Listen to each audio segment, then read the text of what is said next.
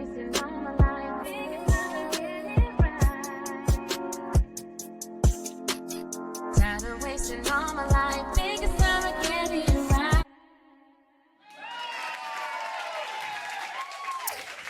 up, Purposeful family? Welcome back to another purposefully packed episode of the Pretty Purposeful Podcast. I'm your host, Angie Melange. And I'm Candace.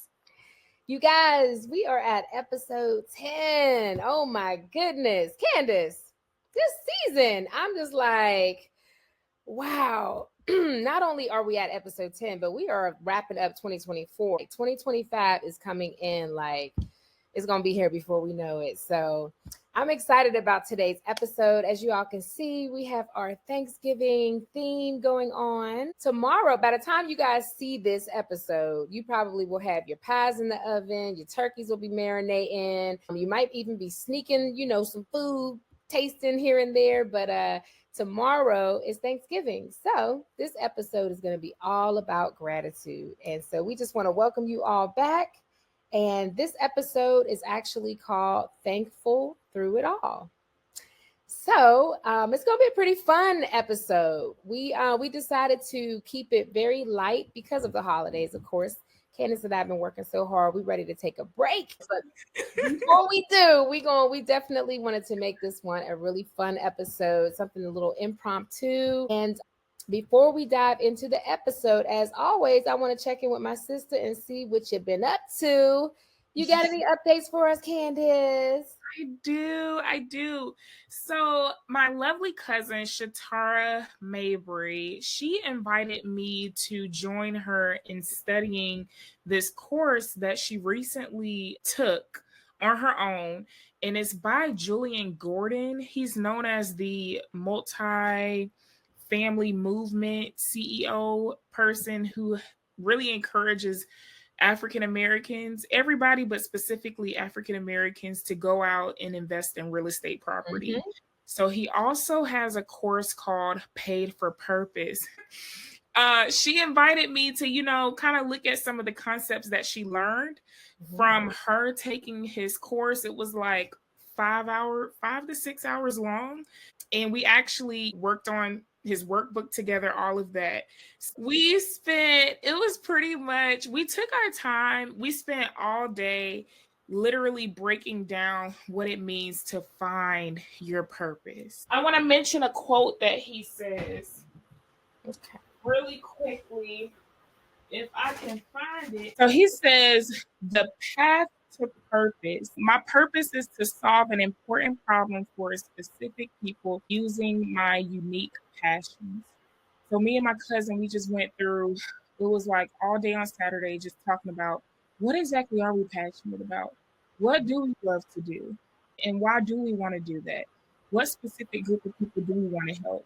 So she's definitely, Shatara is definitely a purpose-driven, I would say, leader when it comes to her life. She used to be in the Salvation Army. She's really big on ministering to people, especially in the Christian realm, and she loves to teach as well. So this is definitely her cup of tea. It was very cool. It was very neat, and she did give me some homework. She was like, I'm gonna need you to work on that statement, because at the end of the course, Julian wants you to actually have a statement, a purpose statement of what you're about, who you're trying to serve.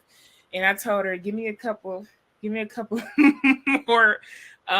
me some more time to think that through, because I just think it's very heavy when you're trying to figure out what is my purpose. That's a heavy topic.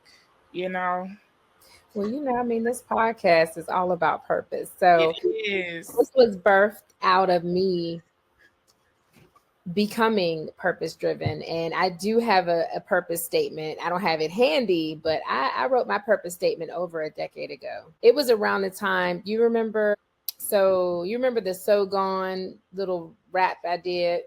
It was around that time. Yes. It was around that time. It was around the time that I was doing the VIP movement. Like it was after my divorce. that was when I really shifted and became very purpose driven and trying to figure out what was my purpose. And I've been on a mission ever since. Everything that I've done and do have all been aligned ever since. And that statement, I don't have it, I don't know it off by heart. But if I were to find it, I know it's somewhere in one of my file cabinets, either in my office or in my studio. But I have Yay. it, and I will one of these days, maybe next episode. I don't know. I'm gonna find it. When I pull it out and read it, you're gonna be like, "Oh my gosh, Angie, that's definitely, yep." I'm gonna Mm-hmm. need you to pull that out, sis, Yeah. because I would love to hear it. I would Yeah. love to hear it. Yeah, so that's great. And Julian Gordon, I definitely came across him on Instagram. I love his content. I love what he's doing. I love that he talked definitely when he talks about real estate and financial literacy and just what he's doing for the community. But I didn't hear about the course until you mentioned it, so I'm gonna have to look into it.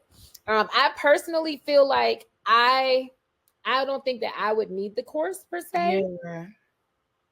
but I think that it's amazing that he has it, because I feel like what I was doing with VIP movement was similar, but it was for youth. It wasn't, and of course, ultimately, if they find their purpose, they could eventually turn it into a stream of income. But my goal with that was really about just find your purpose so that you can align yourself and move away from negative, influences. Once you Right. find your purpose, you're not going to want to associate with those who are drifters, who tend to be the negative influence, right? Looking for the bell. Yes. Well, speaking of purpose and being able to identify drifters, and well, let me not say it. Let me just say, when you are purpose driven, you know when it's time to move. And whereas people on the outside looking in might be shocked when you make decisions, but when you are purpose driven, you know exactly why you're making a decision. So, you guys, this is the update that I have for you all. I made a tough decision after the election to step down from the band, the Groove Alliance band. So, as you guys know, I was very excited. I've been talking about it. I've mentioned it on several episodes, been promoting, our first gig, the Georgia Festival of Trees.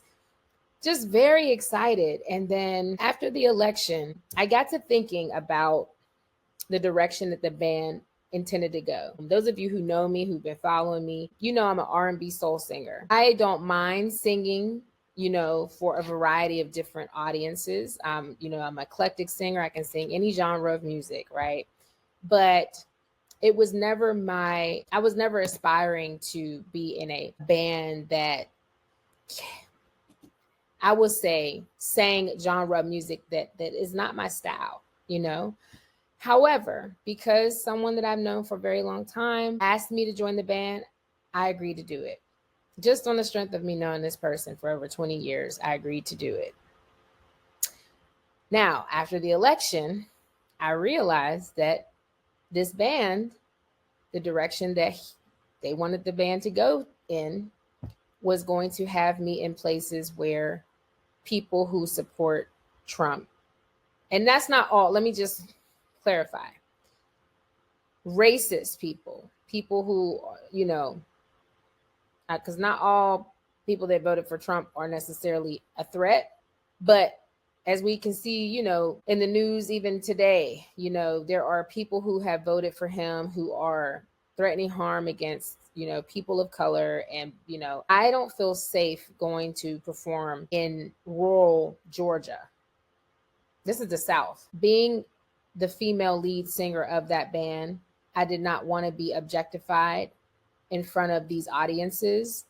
And I made a tough decision to leave the band, because when I think long term, Candace, I already had plans for my music. After my daughter went off to college, I was excited, like, oh, I finally can get back to my music. So I already Absolutely. had my own plans. But again, Very because this person, I, trusted them, and, you know, just really wanted to, I don't know. I just, that's just me and my big heart. I wanted to compromise because I do love music. And I almost feel like it was, I don't want to say I was doing this person a favor, but I do know that I compromised because I didn't have to do it at all. But part of me felt like this is someone who I trust, someone who I care about. And this would be awesome to do together, you know. But things change post election. And so now I'm no longer with the band, and I will be performing at the Georgia Festival of Trees, but just by myself. So that's my update, y'all. Do I want to sing in a band in the future? Yes. However, it's not a priority. What's a priority for me is my safety. I also want to continue to work on my recording. I have a studio here at home. I'm also a songwriter. So I want to work on creating my music. I want to put out, an EP and just put some music out there, and see what it does. And then if I get a band, hey, I might want to get an all girl band, So that's my update. The only other update I have is, and I do have footage for this one, but I went to the gun range and I got my license to carry and I got a gun. So y'all, I'm gonna roll the footage. This is your girl letting off some steam the other day.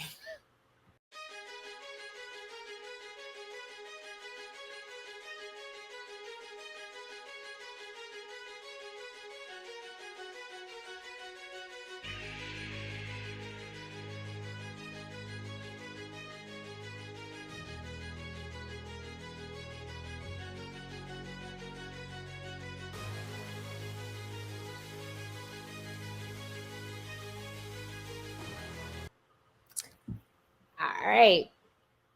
Candace, did you see your girl? When you showed that to me, y'all, look, I was like, oh, you ain't playing. Yeah, Angie, you are the definition of standing on business. Like, listen. That was a 9mm Glock, okay? And if y'all tuned in to the episode where we were live after the election, go back and look at that episode. Yep. Sis was not playing. Like, her and Thomas was already talking about protecting yourself. Yep, I was on it. I mean, this is what we have to do. And I used to be so against guns. Like, I mean, I grew up around them. I was around them all of my childhood. So all of my adulthood, I never really wanted guns in my house because I had my daughter, and I just, yeah. But now it's like you have to. So, yeah, I feel empowered and I feel safe. So I encourage women, I'm going to be, I didn't join the membership at that gun range because that was really far, but they do have a closer one in Buckhead. The range that I went to is called Stoddard's, I think it's called. It was in Douglasville. I do plan on getting a membership. I do plan on going regularly, and I want to get so good that I can put my gun together quick. And yeah, I want to get very, yeah. And ooh, girl. Yeah.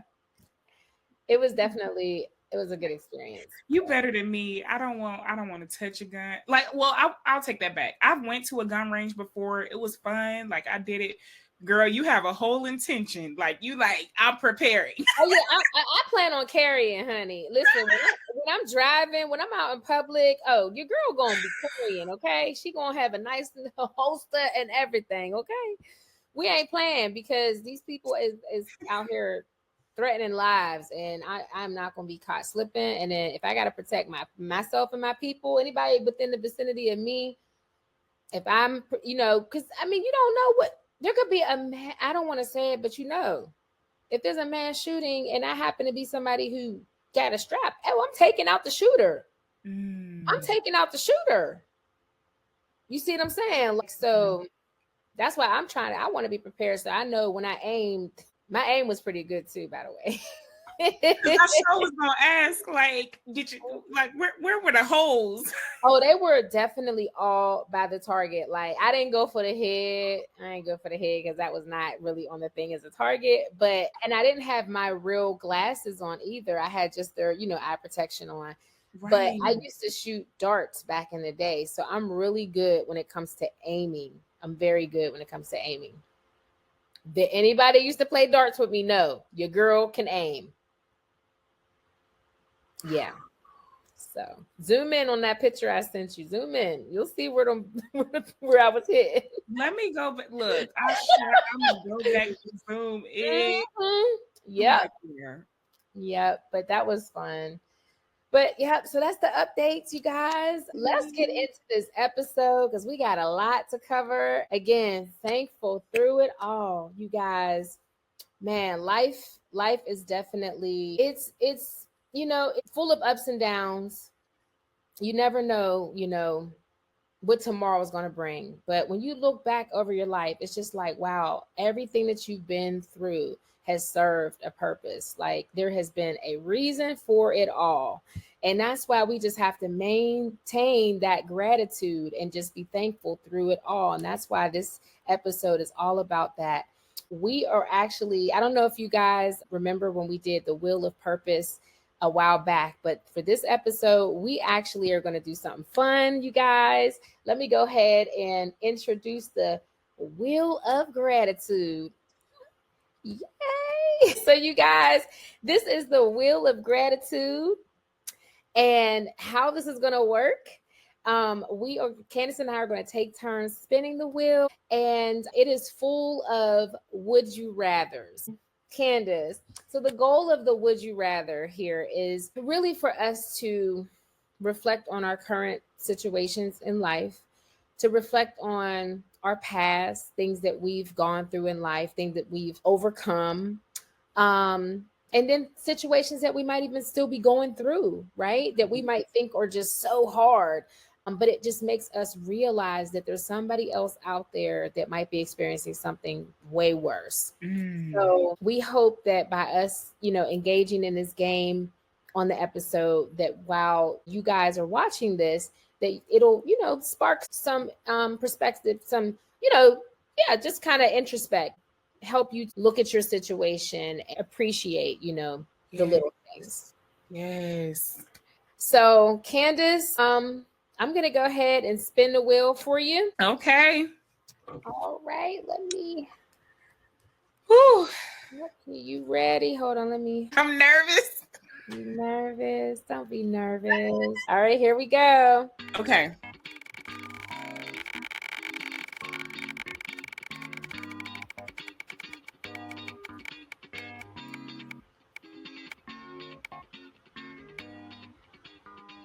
Oh gosh. Okay. Woo.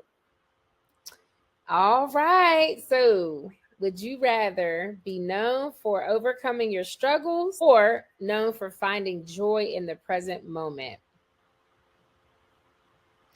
That is hard. If I have to answer in 2.5 seconds, I would rather be known for overcoming my struggles. And why is that? Because I feel like that is a bit more inspirational for anyone that's looking up to me or anyone that's in my circle. If they see that I overcame this struggle, then I think it can automatically lead to another person having joy.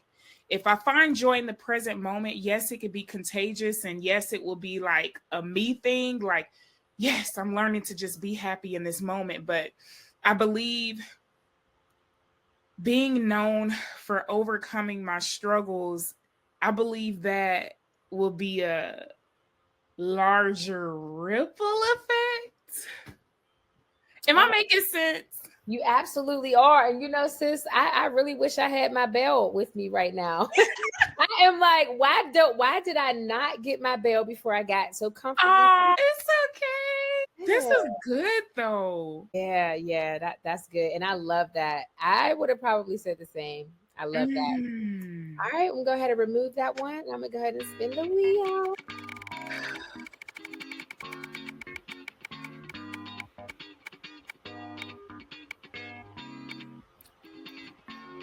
Ooh.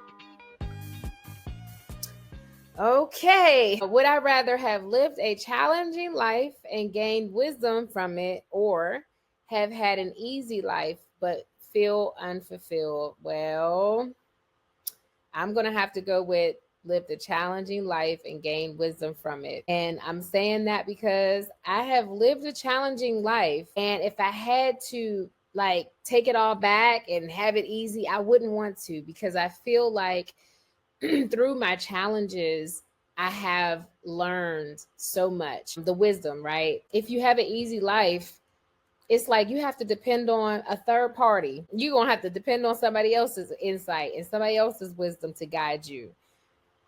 You're going to be dependent. So no, I wouldn't change a thing. I'm good. I love my wisdom. It's so valuable. You can't put a price on it. I could be someone else. I could use my wisdom and guide somebody who has had an easy life. Wow. There we go. That is true. That is very true. All right, we back. All right, ready? Ready.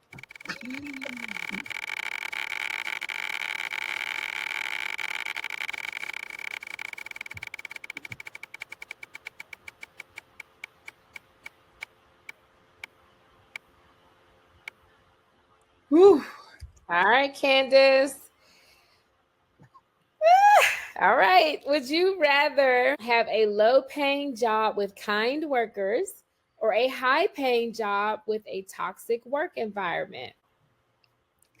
Okay. This is what we gonna say. Y'all, I did not know Angie was the brains behind all these questions. So I'm literally like, bing. Okay.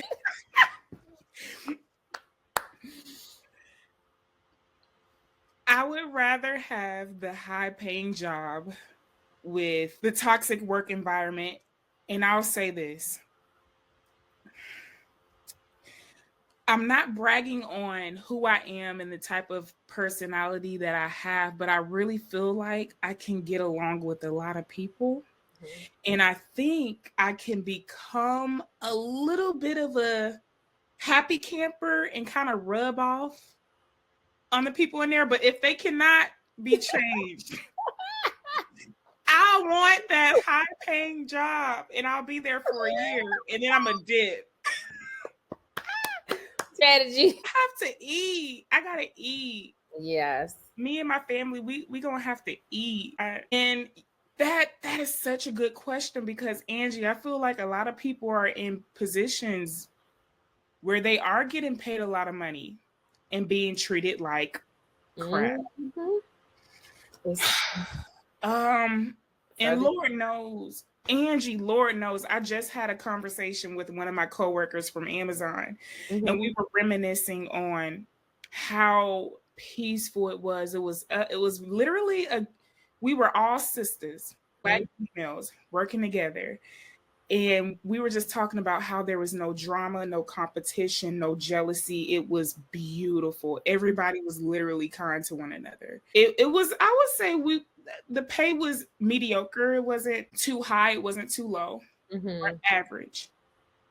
So I understand the beauty of being. It is magical. It is peaceful. It felt like heaven. It felt like Christmas. You know how when I'm in your space, I think I always kind of say, Angie, it feels like Christmas. When you are in a working environment that feels like Christmas, is heaven.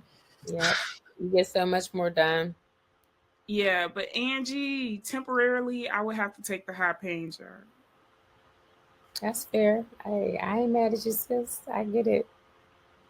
All right. Okay. Ready to spin? Ready.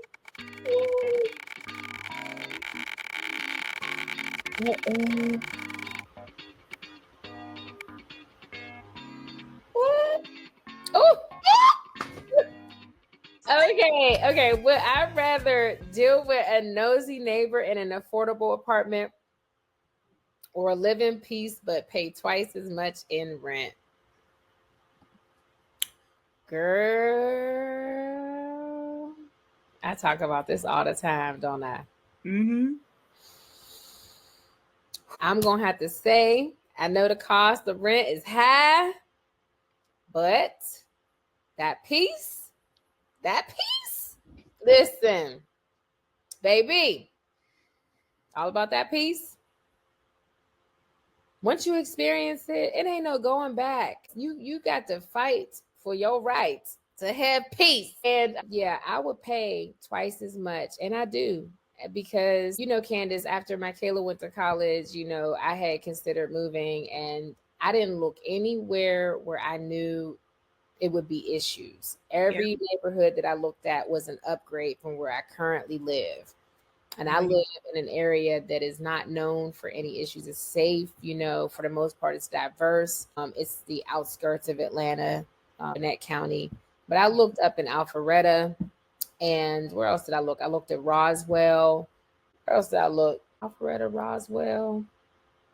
That was really Johns Creek. Still trying to stay around this area. Because ain't nobody got time for no drama. I grew up in the projects. So I grew up in an apartment. I know what it's like to have neighbors in your business. Every time you go in and out your apartment, they see you coming in with groceries. You buying new furniture and things. You become a target because, they see you, it gets weird. And so no, like, trust me, the thought of saving $1,000 on rent is nice, especially when I'm single. I can literally live somewhere in like a studio apartment. Yes. Save a lot of money. Nah, I'm gonna pay that extra 1,000. I get it. I get it. You value your peace. Absolutely. Nothing wrong with that. All right. On you, Candace. This is something that could be really played on Thanksgiving night with your family members. Like, this is a whole game, okay? Listen, we take so much for granted. I'm thankful for my little apartment. It's expensive as ever, but I got peace. Yes, but you got peace. Would you rather have fewer possessions but deeper relationships, or endless material wealth without meaningful connections? Fewer possessions with deeper relationships, period. Because I'm reminded of that quote, true currency is your relationships. And I really do believe that. I'm reading this book by Oprah called What I Know for Sure. What I Know for Sure. Why is my memory going out? Thank you, Angie. See, this is why you're here. I love that book, girl. Mm-hmm. Mm-hmm. What I Know for Sure by Oprah. And she made this comment in her book. She was like, when you on your dying bed, I highly doubt that you will be thinking about staying in the office overnight, that you'll be thinking about all the toys that you accumulated, maybe a mansion that you got or whatever house you got. You'll be thinking about your loved ones, the people that actually were close to you in your life, right? Yeah, I was so out material stuff. And it was also said how what did she say in there that was so good? You can have all the money in the world but still be poor. You can have all the money in the world but still be poor, still feel unfulfilled, still feel like you ain't. I'm trying to keep it as PG rated as I can. But that's how empty is that? And I hear how, gosh, there are millionaires out here that have a whole bunch of stuff, but you still do not feel fulfilled. You don't have these deep connections. I was married to one. I know. And before I even met him, I'll say, nope. See, I'm not putting nobody's business. I'm not gonna put nobody's business. I'm just gonna say, being around people who are of certain status and wealth, and then seeing that they're not happy, it really can cause you to have a paradigm shift. And I felt so thankful for having. That's, again, I'm not going, in this episode, I'm not going to go into detail about who the person is, but I'm going to say those are the moments that I am grateful for. At the time that it was happening, it was not a good experience. But looking back, I can say I'm grateful that I went through that, because not everybody gets to go through those type of situations where they can see and experience and have an awakening. Like, you thought you wanted that. Do you really want that? Because they have it and they're not happy. Because if they were happy, why would they be trying to do this to you? Why would they be behaving? And we seeing it right now with, I'm not going to put Diddy. We're seeing, the celebrities, all these things, are becoming unveiled, the what they say, the smoke and mirrors, right? And it's unfortunate, but the masses have been misled for years. The masses have been blinded and fooled, and the media has controlled the perception of celebrity, and many of them don't really have what they say they have. And if they do have the material wealth, like, they're riding on us, the masses, continuing to believe the illusion of their happiness, because if we believe that they're happy, we're going to continue to buy into whatever they sell us, even if it's a dream. I stopped buying the dream like a decade ago. I quit. And sis, when I tell you, people would look at me like I was crazy. Like, dang, how did Angie go from like really wanting to be, a singer, a famous, singer, to just completely like going to nerd mode and be, being a college student in her 30s? How did she do that? Shift gears so quickly. And I did it so quietly, like, because I seen some things. And I even tried to tell some people some things. They didn't want to believe me. They thought I was crazy. They thought, it was weird. It was weird. But I'm like, okay, I know what I value. And I just realized that, what I just experienced was a blessing. God allowed me to see what I saw so that I could shift and pivot expeditiously.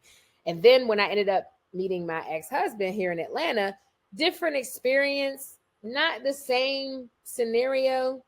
It was definitely a new lesson. It wasn't the same lesson repeated. It was a different dynamic, because it was a intimate relationship, right? But it still taught me on a deeper level that just because a person has money and has wealth, has status, that they could be miserable. And you could be just sitting there and just be so full of joy, and they don't have that. So it ain't going to work. Like, you have what they don't have, and you can't make them acquire. You cannot make them get to they have to do the work. And I had did the work. So, yeah. No, Angie, that is deep on so many levels. And that just explains how you really cannot be thinking that money, wealth, power, fame is what happiness is. It's just, if anybody has showed me that or taught me that, it's been you, and I I ain't gonna lie, I still be looking at the sprinkle ladies sometimes. It's entertaining to me. But a lot of those people, even her, like, she's still learning. Like, just because she has had experiences, she still has lessons to learn and epiphanies to have. She may regret one day, giving out all this advice, someday. I don't know. But I just know that a lot of people that watches her content, or just people who are still chasing that idea, they haven't learned, like you saying, you have access to this insight through me. Not everybody has it. That's why I have this podcast. This is why I want to share these things so people can understand, and get that insight. And then when, that's what I said, Candace, I avoid people who are very thirsty and money hungry. I avoid people like that, or a red flag to me. Even if they don't even know that they're a red flag, like, I know, like, to avoid, you know what I'm saying? Like, yeah. Yes. And it was something about watching this content where it's like, oh, it feels empty again. Like, you're chasing after the man that will pay for all of your bills and all of this, and have this soft life experience. But deep down inside, I know, like, okay, if I were to be in this type of situation, it would still kind of feel empty, because am I really living up to what God wanted me to live up to? Not saying that housewives nowadays aren't living the life that God wants them to. Totally not saying that. Mm-hmm. But for me, I feel like I could be doing more. And honestly, in my early 20s, I was told that, I wouldn't be able to have kids naturally. So that already kind of shifted my mindset on, okay, so family isn't probably going to happen as quickly as you want it to, Candace. What do you want to do with your life? Mm-hmm. Yeah, that's right. And that sprinkle situation, like we have to understand too that, like I was saying, she still has lessons to learn in life. But if her whole life has been focused on her dynamic and sharing that dynamic as a blueprint, is there an opportunity for her to learn? Because she sold herself on what she's doing is it. Like what she's doing is it. There's no other way. This is the way everybody should be doing it. And that's not right. That's not accurate. That is her perception, but she's still missing opportunities for her to do the inner work, for her to grow and evolve. But to each his own. Because let me tell you something, Angie. If every woman wanted to have that type of lifestyle or viewed that as the focus point, right? Mm-hmm. I just feel like there wouldn't be the Coretta Scott Kings, there wouldn't be the Cindy Trims. Come on. There wouldn't be, who else am I missing? The Oprah Winfrey's, the Michelle Obamas. Thank you. The Kamala Harris's. Thank you. The Maya Angelou's. The women that have the integrity that pour in, the India Aries. Yes. Hey, the ones that center us. The ones that absolutely nurture us. Because Sprinkle Lady is not nurturing, not near nobody. And, again, I'm not trying to, that don't come for me. Sprinkle people. Stay over there on that side of the algorithm. Over there on that side of the internet. Okay, don't come for me. Because I know the blueprint that she's selling y'all. I could be doing the same thing because I lived that life. But it's like, how are you being authentic? How are you honoring yourself when you're taking someone else's, which you can only trust and you can only hope that what she's telling you is, like, it might work, like it might be temporary. It's like slapping a Band-Aid on something, like it's a temporary fix. But do you really know the long-term effects of taking that advice, of living that life? Do you really know? Because she's still living it. She still don't know the long-term effect. She's living it. She is living it as she's giving you the advice. So she don't even know what the end result of her blueprint is. She's yet to see. That's why I was saying, like, the people, like, and again, I hate to use these individuals or say their names, but they are public figures and we all can, we have witnessed their behaviors, right? I'll say Black China. That's her name, right? Angela White is her real name, right? I'm not sure. She used to hang out with Amber Rose. She was well known for being like real, promiscuous and like promoting like twerking and all this and that. And now she's like promoting, Christianity, and like she's trying to live, a modest life. So I hear, but my thing is, 10 years ago when she was twerking and promoting that, you couldn't have told her, that what she was doing was wrong. And, you couldn't have told her that. But now, where she's at today, she can look back and say, like, wow, I've really influenced a generation of young women to do things that, she's not proud of. Yeah. And I commend her for taking accountability and trying to do the right thing by talking to these women that she may have, influenced the wrong way. Right. But yeah, Sprinkle Lady, I don't know. Let's not talk about her on this podcast, because like, we done. No more Sprinkle Lady. No. But anybody out there who is looking to be able to just subscribe to some type of like lifestyle, like, you are doing yourself a disservice. Like, what I always say is, like, take what you need. Everything is not going to apply to you. We are all unique individuals. Everybody's advice is not going to fit you. Everybody's lifestyle and choices that they've made is not going to be. That's like, Candace, the things that I've gone through, I'll share with you. Everything may not apply to you. Some things you may never encounter, right? but I still share them. Whatever you need, take. Whatever you don't, leave. You might need it 10 years from now. You never know. You might be like, oh, I remember when I had a conversation with Angie back in the day. You never Yes. know, right? But I'm not sitting here forcing a lifestyle on you like, yeah, you need to do da da da da da da da da da. Right. Anybody that's doing that, that's manipulative, that's Controlling. selling people, what do they call them? Elixirs. Selling Mm. people spells and just marketing, selling products based on the blueprint. It's a marketing. Like yeah. Anyway, moving on. All right, sis, who's up? Is it on you? You are. On me? Oh, Mm-hmm. for real, sis? It is. Good. Oh my goodness. Okay. Would I rather have the ability to forgive myself easily or to never hold grudges against others? The ability to forgive myself easily or to never hold grudges against others. I'm going to have to say holding grudges is subjective because anytime I've ever heard the phrase holding a grudge, why are you holding a grudge? Yeah, think about it. Why are you holding a grudge?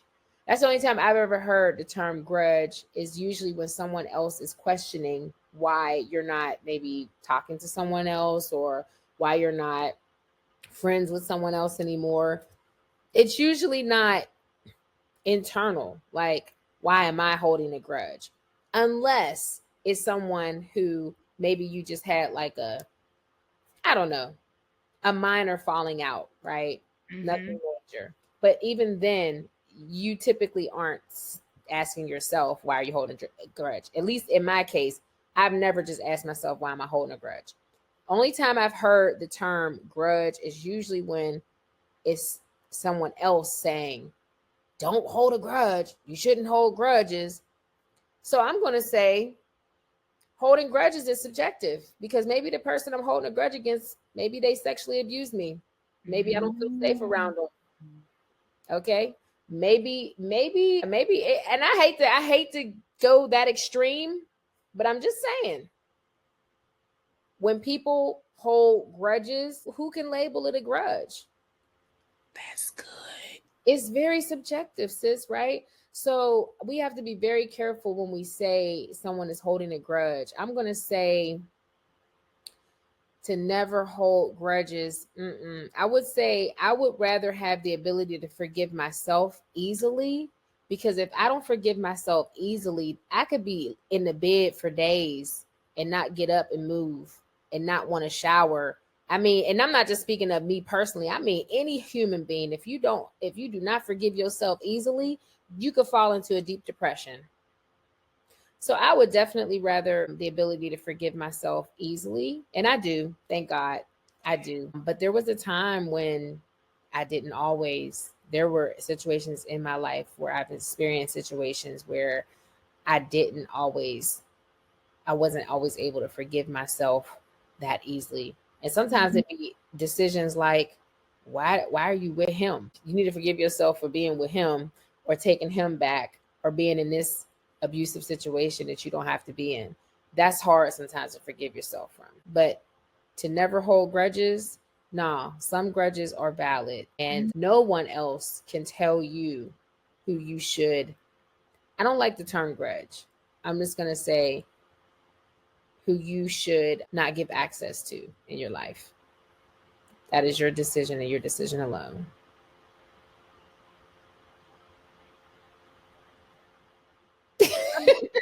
That deserves a moment of silence. Whew. Because I just feel like if you never hold a grudge, how do you really truly learn what you will tolerate? Like you said, who deserves access to you and who doesn't? And how will you really truly know or learn about yourself? There's a reason why you feel this type of way about this person. Yeah.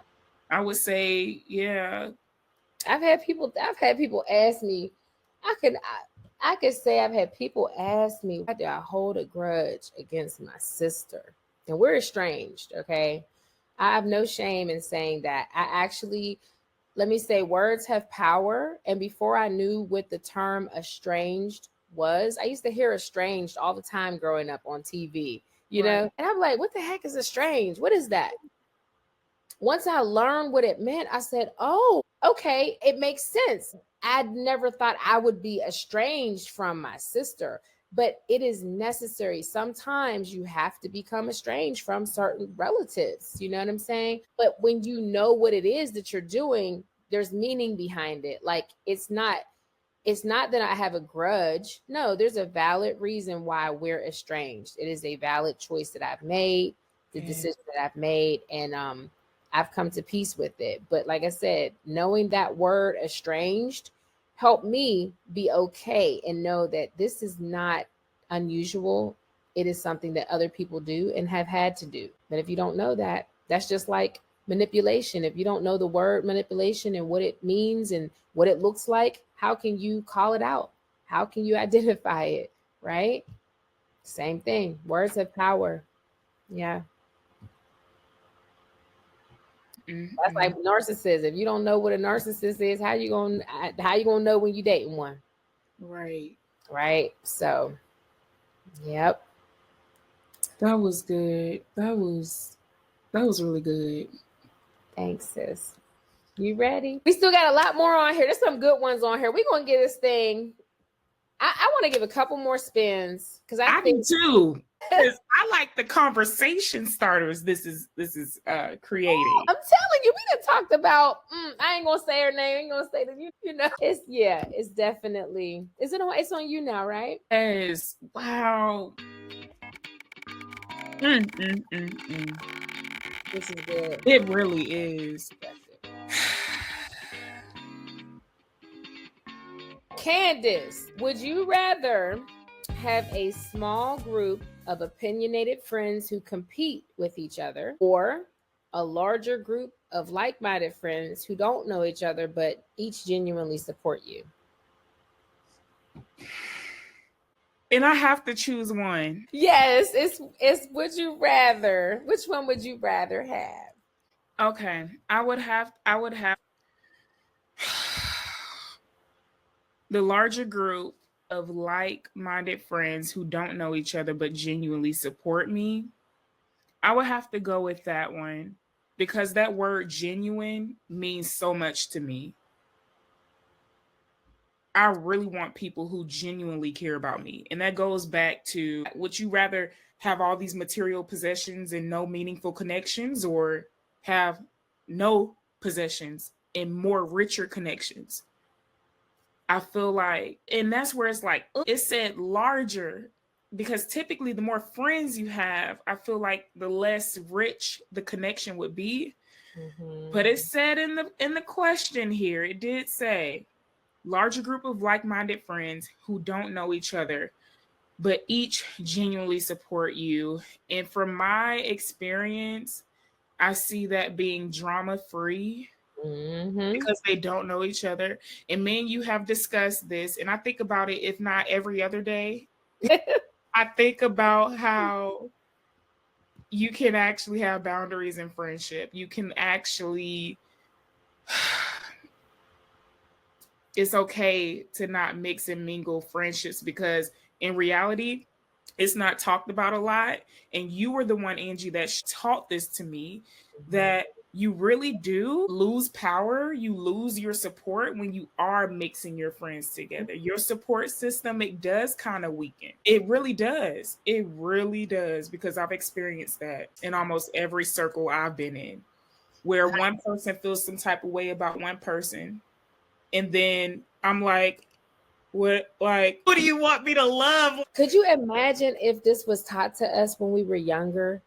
Like, could you Oh, imagine how many friendships we would be able to preserve and keep, yes. maintain? Yeah.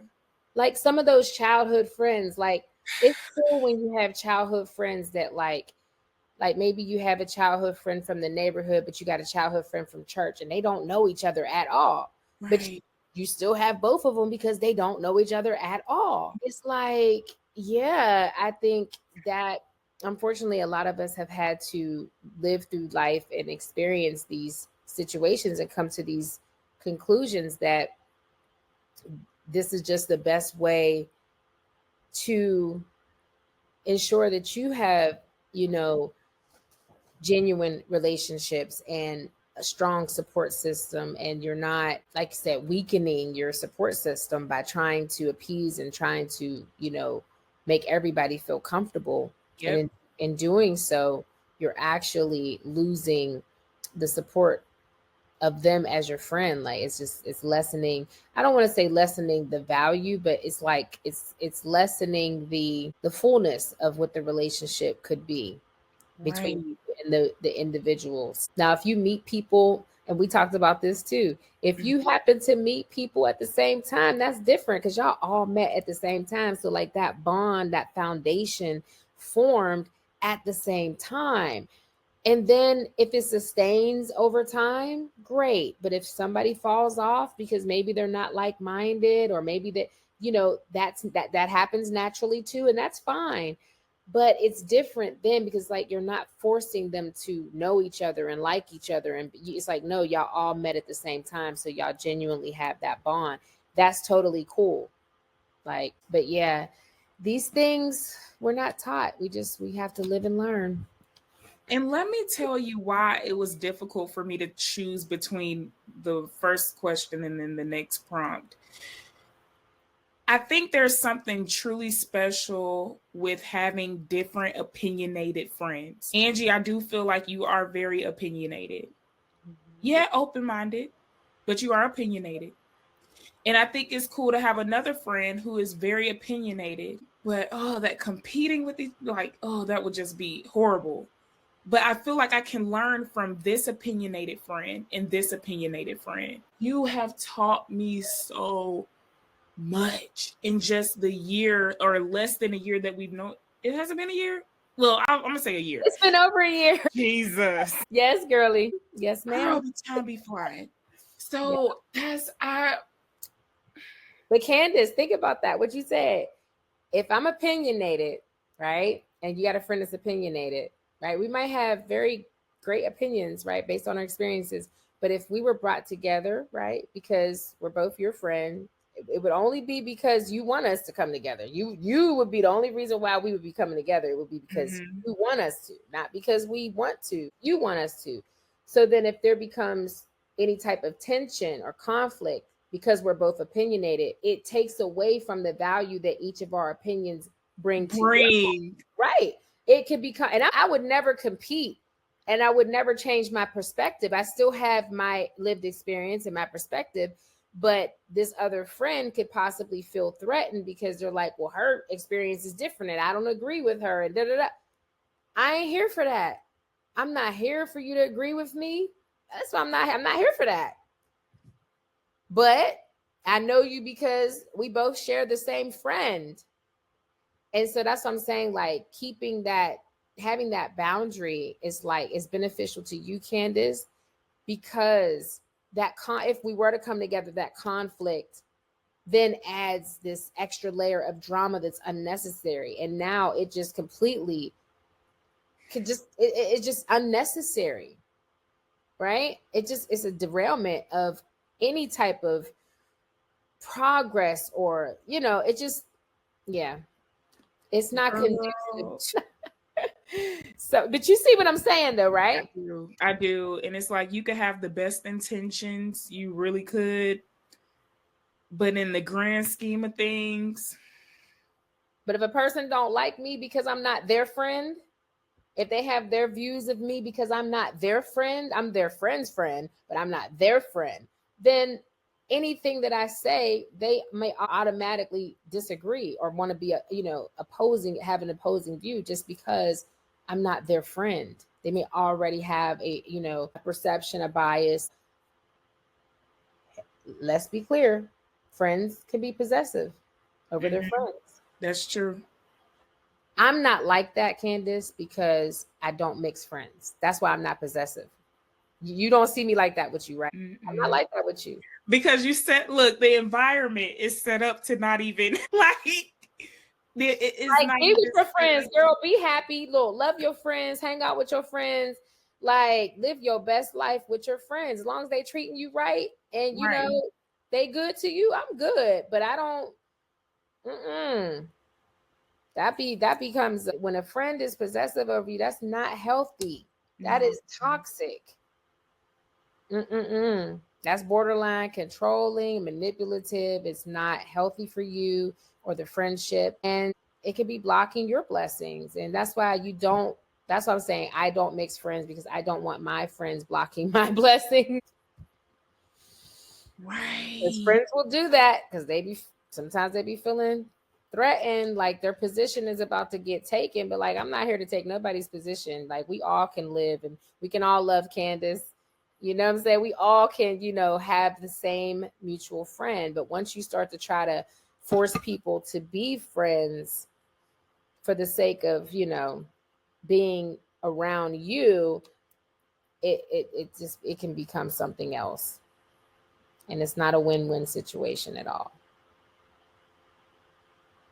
So I love our friendship, Candace. I love our friendship, girl. No drama. Me too. Like, it's No such drama. me too.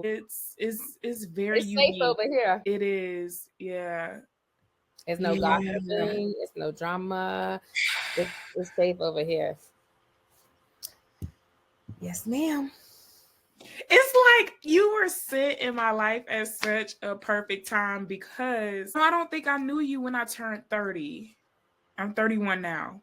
When I turned 30, I had this whole grand get together. Oh yeah. Invited everybody that was present in my life that I really admired, considered a friend or a sister. Yes. And I said I will never do that again. Yeah. Oh my gosh. And you made sense as to I couldn't put words to it as to why I would never do it. Was stressful, but I mean it's like, but it was different energies. Like, it's like if somebody came in and they were like, who who really reflects the type of person Candace is. And it's so amazing because it's like there were probably 9 of us ladies in one house, and it's like everybody was different. Right. Everybody had a different personality. Some people had kids, some people didn't have kids. Some 3 people were engaged, the other 3 were not engaged. It was just different. It was like a tornado of energies, and it was just like I don't want to do that again. I'm just envisioning that because I know especially if they don't know each other, and it's like you put them all in the same room. It's just like, Some yeah, of that's them a did lot. know each other. Some of us Oh, worked together. Some of us worked okay. together, but outside of the workplace, it's like we ain't cool. So it's like, oh, and yeah, we were like together for like a whole weekend because the majority of my friends were from out of town, and I wanted to accommodate them from having to like, who's traveling 5 hours just to go back home the next day? So I wanted to make sure everybody was comfortable. It was a beautiful location, but I Well, I mean, I will say this, Candace, that because it was a weekend, that is tough. That is difficult, especially you were all in the same place. That right there, let me just say, that was your takeaway. I think what you did for your 30th birthday there was not anything wrong with wanting to have all of your friends there, because that is the type of occasion that you would want to bring all of your friends. That is an occasion where you bring them all together, right? And they will all want to be there, equally wanting to be there to support you, because you are each of their individual friends, right? and they were there. Every person in that building, genuinely, Yep. I felt like, I mean, yeah, they wanted to be there. They Right. were there to support me. But it's like where my It's the stress other energies. came in, like, are you happy? Are you happy? Are you happy? Are you happy? Right. Like, you only one person. You can't, you just, yeah. But when I say like those type of occasions like that, weddings, graduations, baby showers, those are the times when your friends do come. But staying in the same place, that's a no. That's It your was just, takeaway. it was difficult. Like, That's literally, hard to see the family even. energy. Literally, like, I mean, I have a group of friends that were like, girl, we turn it up. Where the cards at? Like, what we. And And you then I got have a someone group of that's like, friends. we having Bible study over here. We is having Bible study over here. We're not hanging out with them heifers over there. We're gonna pray for them Jezebels over there. Okay, they want to be twerking and stuff. Look, no. And I get it, and I get it when I say I understand. Like, people are like, yeah. Yeah. But no, that's a lesson that, like I said, there's still people that are older than me, Candace, that still haven't learned that lesson. They still haven't got it. But if they watch this podcast, a light bulb might go off. They might be like, oh my goodness. You gave permission to, like, you literally just gave permission. Say that again. It's a boundary. Yeah. And no one taught me that. Like, no one taught me that. I literally had to understand what it was. And now that I know, literally since I've been in Atlanta, this wasn't a lesson I had in Pittsburgh. It was when I got here, I had to have that boundary going forward. I'm like, okay, any new relationships that I form, and that one situation that I had with those individuals who weren't even really my friends, they were like, karaoke buddies. That was the thing that made it like an aha moment for me. Like, okay, going forward, I know mixing friends, it does not work out for you. You need your support system. That individual, like in that situation, that person was her support system. Even though me and her had more in common than her, and that's her support system, and that's her friend. How dare I come in and have more in common and then end up hanging out with her friend more than her? Like, that's not cool. And I do understand that those things do happen, but to alleviate that from happening, it's just like, going forward, I will not mix friends. That's just my thing, to keep the relationship, the integrity of the relationship safe, and protect my support system. And I would encourage my friends to do the same, so that they can protect their support system. So when they need their support system, they ain't got to worry about who's beefing between their friends. They don't got to worry about who's not speaking to who. And it's a constant cycle of drama. Yeah. I got friends in this state and that state and this state and that state. They don't know, none of them know each other. I have friends like Candace. There's friends that I have that I've never even mentioned their name to you. I've never even told you about, that literally I've had since I was a long time, like over 20, 30 years, some of them. And we don't talk every day, but these are people that are still in my life. Right. We don't talk every day, but they're people that I consider to be my friends. Like, if I was to get married, these are the people who would, I would call, or, like, to support. Yep. All right, girly. We can wrap this episode up. You did the last one, huh? I think I did. All right. Should I do one more? Or yes. Okay. Girl, I'm like, I want to do them all. We got to chop this episode up, girl. We got to chop it up. A part 1 and part 2. Right? Hey, we could. We taking a break now. We are taking a break. Look, why not? Yeah.